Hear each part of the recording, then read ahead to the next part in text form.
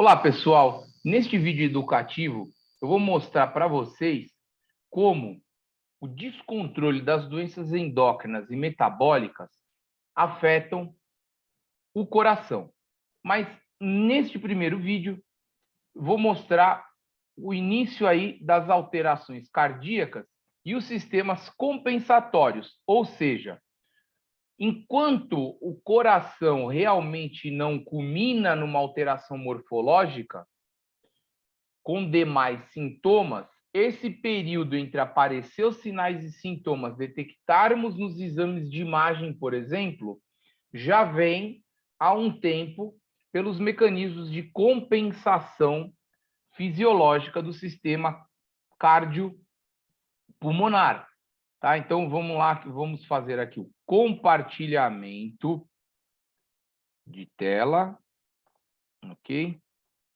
E aí, aqui, pessoal, então, rapidamente, tentem acompanhar com o meu cursor. Aqui nós temos, então, o coração, né? O átrio e o ventrículo do lado direito e o átrio e o ventrículo do lado esquerdo. Aqui no meio nós temos, aqui no meio nós temos as válvulas, né? A tricúspide e a mitral, ok? E aqui em cima temos o que a gente chama de semilunares, a veia pulmonar, a válvula pulmonar, tá? E aqui a aórtica, ok? Os animais começam a ter degenerações aqui, geralmente é muito comum nos cães da degeneração desses folhetos, mixomatosa, e aí nós vamos tendo então os problemas de aumento do esforço aí no coração. E aí nós vamos observar a musculatura aqui, ó, o miocárdio, né? A alteração que dá. Então, no coração aqui, a pequena circulação, digamos assim, é que a gente chama do pulmão, né? Que recebe aí o sangue venoso, oxigeniza e volta aí, então, com as hemácias com oxigênio no sangue arterial. E a grande circulação, digamos assim, é o que sai do ventrículo esquerdo, vai para os tecidos, para os órgãos, né? E levando oxigênio e nutrientes, e aí volta aí pela veia cava, voltando aí no lado direito do coração, tá? Então, a aorta trazendo o sangue arterial e a cava trazendo o sangue venoso, ok? Então, o coração é uma bomba, pessoal, uma bomba que vai empurrar tudo isso daí. O ciclo cardíaco é a sístole, que é a contração, que é a ejeção do sangue, e a diástole, quando ele relaxa, que enche o ventrículo de sangue. Então, esse bombeamento vai levar oxigênio, nutrientes como glicose, aminoácidos, ácidos graxos, lipídios, hormônios, tá?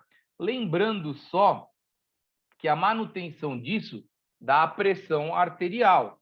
Um descontrole, né, nesse fluxo do débito cardíaco, que é aquilo que é ejetado do coração na aorta, né?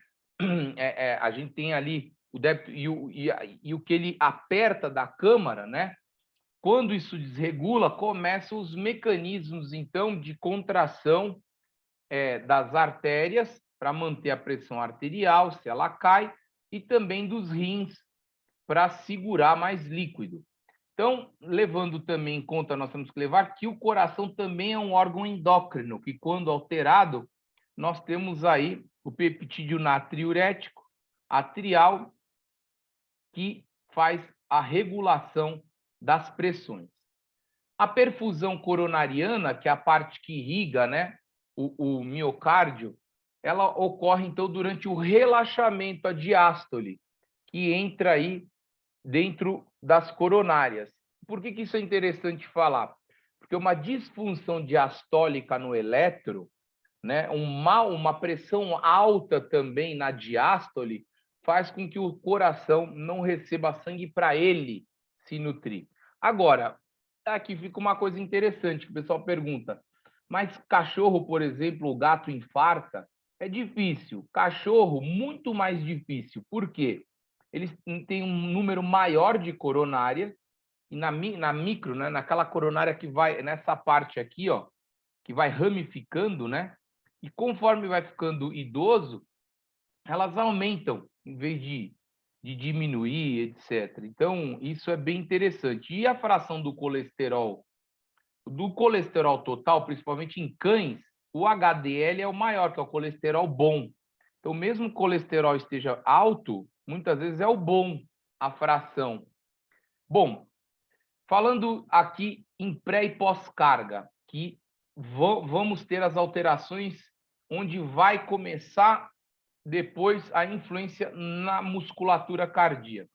A pré-carga, pessoal, a pré-carga é o volume do ventrículo no final da diástole. Então, você tem a distensão máxima aí da parede do ventrículo, quando está cheio de sangue. Então, essa primeira imagem aqui do lado direito, desse coraçãozinho, com a seta para fora, é a pré-carga, recebeu sangue. E a pós-carga é a resistência, a dificuldade do miocárdio de apertar e empurrar isso para o sistema, né? Então, veja bem, se eu tenho um problema na minha circulação externa, mesmo no pulmão ou no organismo, eu tenho uma dificuldade já nesse giro, nessa pré e pós-carga, ok? E também, se eu tenho aí um problema já nos folhetos parietais, nos folhetos, nas válvulas cardíacas, eu já vou ter uma alteração na minha pré-carga e na hora de eu empurrar também na pós-carga. E pode ter um refluxo, uma inversão desse trajeto. Em vez de o trajeto ser cava, coração direito, pulmão, volta para o coração esquerdo e volta para o sistema, pode ter um refluxo, uma volta. Ou seja, parte na hora que contrai, da parte esquerda vai para o pulmão e da parte direita fica aí no abdômen. E nós começamos, então, a ver alterações aí. A contratilidade é a capacidade, então, da musculatura apertar, né? E ejetar bem esse sangue que está dentro das câmaras. Então, a pressão sistólica é a máxima atingida durante a contração. Nos animais, até 150 a gente considera normal, 160, 170, 180 já é um início de hipertensão, 180 para cima é hipertensão, 160 já tem que estar atento à hipertensão, principalmente gatos, tá? Gatos formam trombos, gatos têm parada cardíaca, podem infartar muito mais, né, que cachorro. Cachorro é difícil, ok? Ter problema de infarto, como eu falei. Mas tem pressão alta também, que pode levar a acidente vascular encefálico.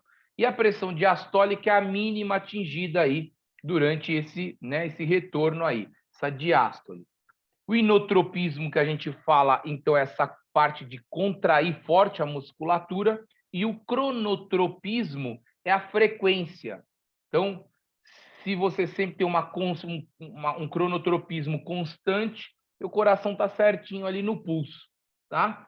Certinho na parte elétrica que vai estar fazendo esse ritmo de contração e relaxamento. Bom, as fases da insuficiência cardíaca, da disfunção cardíaca, que vai comprometer, então, o bombeamento, começa a ter um problema de cair o débito cardíaco. O cardiopata ele não consegue manter esse giro, esse fluxo de sangue. E aí, quando não consegue, começam as ativações do sistema nervoso autônomo, de todo o sistema, e pode levar, então, ao remodelamento cardíaco, que acaba sendo silencioso. Aqui, então, nós vamos observar aqui um remodelamento cardíaco. Então, aqui essa primeira imagem, o coraçãozinho aqui seria normal, o hipertrofiado, olha a parede grossa, e o coração dilatado, atrofiado, a parede está fina, ó, ele é globoso, ele é redondo. Isso nós observamos muito nos cães, e o coração mais hipertrofiado nós observamos mais nos gatos. Por isso que a terapêutica cardíaca é diferente muitas vezes nesses animais. Então, aqui nós observamos, olha só, esse coração, esse corte aqui do miocárdio, nós vimos o ventrículo esquerdo e o direito, e ele grossa, essa carne, ó, tá hipertrofiado, essa musculatura. E olha o atrofiado aqui, ó, do outro lado, né? Então, uma hipertrofia excêntrica, né? Então, o músculo fica fraco, fica chagásico, o coração apaixonado. A gente vê um coração muito grande no raio-x, com os pulmões pequenininhos. E o outro ali, uma hipertrofia concêntrica, ou seja, para dentro. Então, você observa a câmara cardíaca com os espaços estreitos. Bom, os mecanismos, então, nós começamos a ter um aumento do tônus vagal simpático, compensando o débito, como? Aumentando a força de contratilidade e a frequência. Geralmente, esses cães ficam mais taquicárdicos, o coração com pulso mais forte. Isso já mostra aí o quê? Uma compensação pelo sistema nervoso simpático, muitas vezes com a atuação na noradrenalina, para você manter débito cardíaco.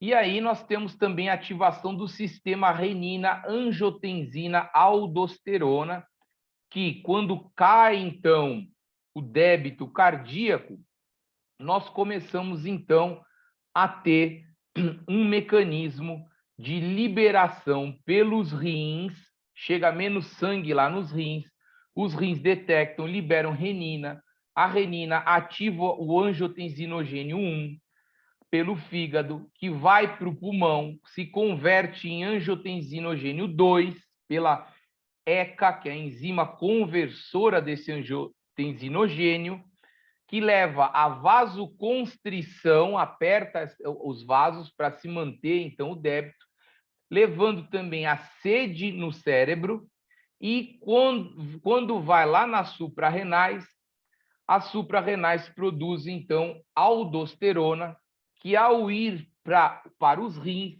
ela vai fazer a reabsorção de sódio, e o sódio vai puxar água, e então nós temos um aumento aí do volume sanguíneo, tá? Então, esse é o mecanismo de compensação. Então, e aqui, nessa questão toda aqui, nós temos alguns medicamentos que nós utilizamos para controlar a hipertensão, né? O excesso de aldosterona, de sódio. Então, aqui nós temos o inibidor da ECA, enalapril, benazepril, lisinopril, né? E entramos também com dieta hipossódica, ajuste de potássio, entre outros, como também podemos estar utilizando, por exemplo, a espironolactona, que é um diurético que antagoniza a aldosterona, que também é cardioprotetor, hoje em dia se observa isso, bem como podemos utilizar, dependendo do grau de comprometimento, a furosemida ou a hidroclorotiazida, entre outros. Bom, o débito, então, o evento inicial que pode ter como valvopatia e miocardite nos animais, o infarto já é muito mais difícil, baixo débito, a redução da pressão arterial, vai fazer ativação simpática, por detecção de receptores aqui no cajado aórtico, os baroreceptores, que vai levar, então, liberação de vasopressina, que é o hormônio antidiurético, então é para você não perder, nesse caso, água urinando, então ele é antidiurese, que é para você segurar líquido, porque você está, então, teoricamente, perdendo pressão, baixando o débito, né? E aí temos também mecanismos de ativação do sistema renina-angiotensina-aldosterona, como eu falei, com vasoconstrição e redução, então, da excreção de sódio e água. Nesse primeiro momento, nós temos essa compensação. Num segundo momento, isso começa a se tornar negativo para o organismo, porque sal, sódio e excesso de água, depois com o coração fraco, você começa a ficar com anasarca, água no abdômen, edema de Godet, marca do edema de Godet, que é excesso de água nos pés, nos membros torácicos, nos cães, também isso é visto nos humanos, e podemos ter, então, água nos pulmões. Bom, a insuficiência cardíaca congestiva, ela vem aos poucos e acaba sendo progressiva, com essa sobrecarga de volume, como eu falei, com essa ativação toda neuroendócrina crônica e depois das citocinas inflamatórias. Nós estamos com um paciente inflamado. levando posteriormente à hipertrofia do miocárdio ou morte dessas células com atrofia, que vem aquele coração fraco, globoso, e esse tecido é substituído por um tecido fibroso, e temos o remodelamento cardíaco. As manifestações, então, que nós observamos, quando nós temos, então, uma insuficiência do lado esquerdo, com valvopatias, ou um problema do lado esquerdo do ventrículo, né, e do átrio, nós vamos ter, então, uma dificuldade de ejetar aqui para a circulação, com retorno, então, do líquido, né, do sangue, e vai água geralmente para o pulmão. Como vocês podem observar aqui nessa imagem, olha, o coração redondo no raio-x, tá vendo? Um coração muito grande aqui, ó, no raio-x, perto dos pulmões. Veja que os pulmões são pequenos em relação ao coração, o que não é o correto, tá? Então, vamos ter aí problema de, geralmente, água nos pulmões com tosse. O paciente tem tosse noturna. E muitas vezes também, no caso da insuficiência cardíaca direita, que a gente fala de problema na válvula tricúspide, o átrio direito fica aumentado, ele já não funciona mais como com o peptídeo natriurético atrial, que ajudaria a tirar o excesso de água, etc. Nós estamos com uma dificuldade, então, do sangue daqui para os pulmões, né? Então, ele retorna. Então, nós observamos, por exemplo, no ultrassom, um fígado grande, um baço grande, porque começa a ter dificuldade de girar isso daí, e muitas vezes líquido livre no peritônio, que é a água já, o anasarca formando. Pessoal, isso pode ser ocasionado muitas vezes por síndrome de Cushing, diabetes, obesidade e a hipertensão que esses problemas levam. No caso, o hipertiroidismo em gatos aumenta a espessura do coração, fica hipertrofiado. O excesso de hormônio do crescimento em gatos, que muitas vezes são gatos diabéticos mal diagnosticados, que na verdade têm um diabetes secundário ao excesso de hormônio do crescimento. Tudo isso tem que ser investigado, ok? Então, eu espero que esse vídeo tenha elucidado. Compartilha, comenta. Meu contato fica aqui, fica aí na descrição desse vídeo para consultas. Meus sites oncobichos.com.br e endocrinobichos.com.br para eu estar aí atendendo vocês. Ok, pessoal? Obrigado.